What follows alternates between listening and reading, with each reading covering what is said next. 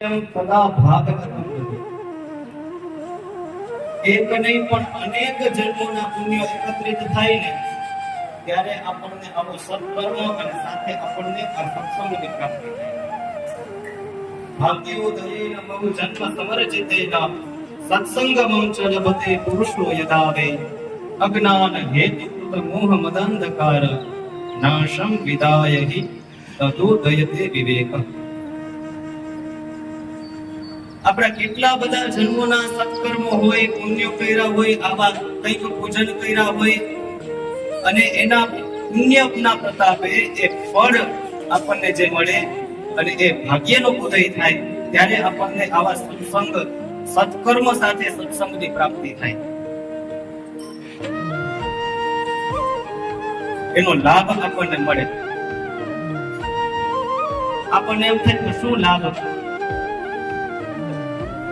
કહ્યું કે અજ્ઞાન હેતુકૃત મોહ મદાંધકાર. આપણા હૃદયમાં છે ને ઘણો બધો અંધકાર છવાયેલો છે. અજ્ઞાન રૂપી અંધકાર.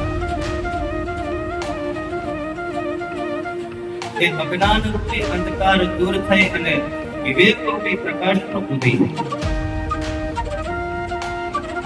અજ્ઞાન હેતુકૃત મોહ મદાંધકાર નાશમ વિદાય હિ તદોદયતે વિવેક.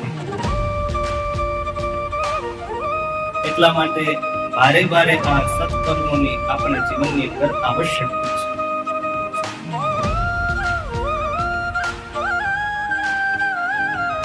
એકાદશી ખૂબ મહત્વ છે. આજે સવારથી લઈને આપણે અત્યાર સુધી અહીંયા બેઠા પૂજન કર્યું, બહુ સારી વાત છે. આપણે આનંદ પણ કરતા હતા, પણ શરીરથી તો અહીંયાથી બેઠા જ છીએ, તમને અહીં બેસાડીને બેઠા, મારે ઉભા ન થવા દે. પણ મનથી તમે કેટલી વાર બેઠા છે, બહુ મહત્વની વાત છે.